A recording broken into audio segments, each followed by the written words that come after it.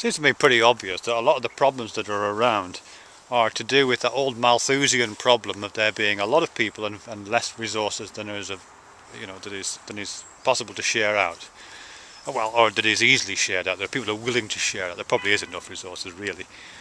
But at the moment, it seems that there's less resources than there are people who can access those resources, and so we get this constant struggle for those resources, just like in the animal kingdom. And the strong, whatever strong means, survive. You know, whether that strong means brainy, or whether it means ruthless, or whether it means good at business, or whether it means good at networking, whatever it might mean, or good at being born to the right parents, whatever it might mean. That's how you gain access to the resources. But access to the resources and the security that gaining access to resources gets is so important, and how different the world would be if that was different. You know, because so much of our psychology and so much of our society and so much of our interactions and our relationships and so much of our behaviours are based on this idea, I think, of limited access to resources. You know, just like the peacock's tail is there because it's a demonstration, a biologically determined demonstration, that peacock is very good at accessing resources. It's so good at accessing resources it can squander those physiological resources and growing this massive tail. It's all about advertising access to resources. You know, and the same is true of a lot of in the animal kingdom. And it's the same with humans. You know, guys driving big red sports cars, and you know, that whole flaunting it kind of culture is based on that. And even when it's not that kind of stuff, there's always some of that going on. And when it's not happening at that end of the spectrum, it's happening at the other end of the spectrum, where it's about a kind of much more desperate struggle for very meagre resources. You know, if you're not competing with other people who've got your equal access to plenty, then you're competing with people who've got almost no access to food at all. You know, we've all seen those films of starving peoples, you know, scrambling over one another to get the last bits of rice at the bottom of a basket.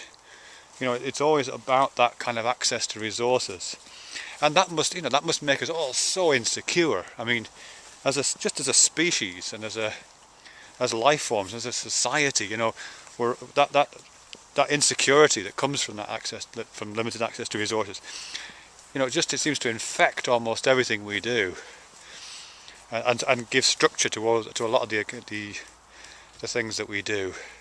You know, and be ritualized in things we do in games and sports and all that kind of stuff. And as I say, how different it would be if that wasn't the case. You know, if through some amazing technological or magical or theological or political means, ideally, that just stopped. You know, we just decided, all right, everyone has access to resources. It doesn't need to be a lot of resources. Just access to basic resources, even if it's just at the level of nobody starves, nobody goes hungry, nobody goes without shelter. You know, just having that safety net makes such a difference. I mean, I grew up in the UK in the years of the welfare state, which has been depleted considerably over the last 10-20 years, I can tell you. But growing up in a welfare state society, which I know is for some reason is bitched about in some parts of the world, it's a brilliant thing. It really is. You know, it doesn't turn you into a sponge, or at least it doesn't turn any more people into sponges, I don't think, than would be sponges anyway. Some people just are sponges, aren't they?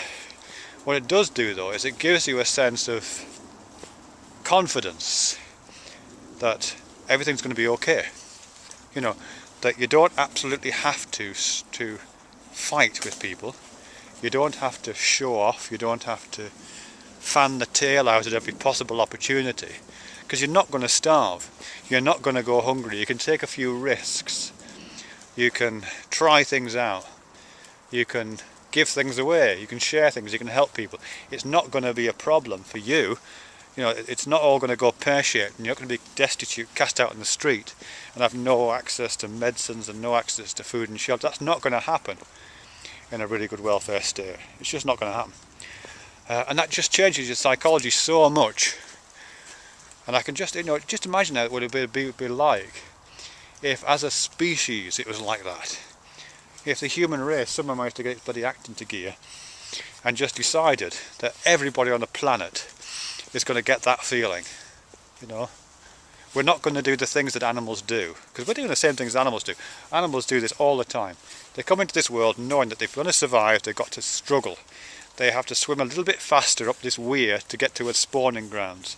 They have to chase down that gazelle before the next cheetah does. They have to, get the worm earlier than the next bird. Whatever it does, you've got to do that. That's what animals do all the time. And we have the same psychology. It's this driven psychology to compete to survive and to avoid destitution and to be nervous of destitution. And it's a kind of nervousness about destitution and bankruptcy and failure and loss and starvation that doesn't just affect you, it affects your viewpoint in the generations. I mean, certainly from my own perspective as a dad, it's bad enough worrying about yourself ending up on the street, but thinking about your children ending up on the street is horrifying. There's that really crappy film with, what's it called, Will Smith, about happiness. Can't remember what it's called now. Happiness, with Happyness. Horrible film. Hated it. But there is a small section in it where he's kind of destitute on the street and basically living in a toilet, living in a bathroom with his young son. And that is a horrific scene. It is. If you're a dad, that feeling of, oh God, if all goes pear-shaped, I'm on the street. I could probably cope, or I could not, and die. That would be bad. But what about the kids? Oh my God, it's terrible. And that is bad. So, if that pressure was removed, that would make a huge difference as well. Huge difference. Then we could get some stuff done, I think. The whole psychology of the human race would change. We all become welfare state babies, and have the luxury of not starving, have the luxury of not watching our kids die of curable diseases, have the luxury of not sleeping under a bridge, have the luxury of not having to fight for everything that we've got. Wouldn't that be great? Wouldn't that be lovely? The nearest thing we've had to that, there has, apart from the welfare state, which I think is fantastic, and I wish we got it back, and I think we should tax the arse off anybody who earns more than 50k in order to get that back. The nearest thing we've had to that is aristocracies, I think, strangely enough. And of course I don't support aristocracies, and of course I don't support inherited wealth. But the one thing you can say about aristocracies and pharaohs and caliphates and any kind of dynasty, the one thing you can say about those is that on a local level it did what welfare states tried to do on a global level. It basically says this is a group of people, a large family, who we're just going to decide are protected.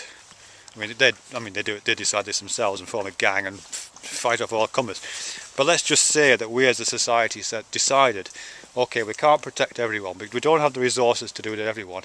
Let's just pick a few hundred people and decide that these chosen ones are going to have that little social experiment done to them. They and their children and their children's children, their children's children's children's children, until the last syllable of recorded time, will have security, will never have to fight for anything. They will never have to go hungry, they'll never have to worry about sleeping in a bathroom stall with their kids because they're destitute. They'll always just have stuff. I suspect human nature being what it is, they just turn into cunts. But it might be the case, who knows, it might be the case that something was done that was interesting. I'm thinking about the Pharaohs. The Pharaohs didn't do anything particularly interesting, but they did achieve some amazing things. They did build those fantastic pyramids. The technology was shit, but just imagine if you had a protected group of humans in the way that the Pharaohs were protected. A protected group of humans that could just engage in projects like that, massive building projects. But instead of building stupid pointy things that their corpses would lie in, it's built, life-enhancing technologies, medicines, some virtual reality devices, crops, you know, that I don't know, that gives 3 crops a year, whatever it may be, you know, engaged in that kind of a project. Wouldn't that be fantastic?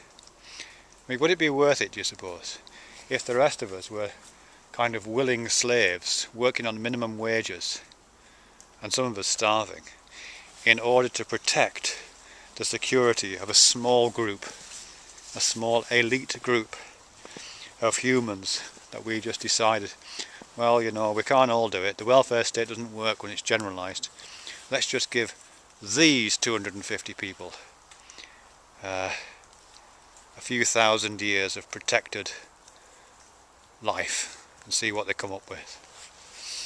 That'd be an interesting experiment. I want to be one of them, please.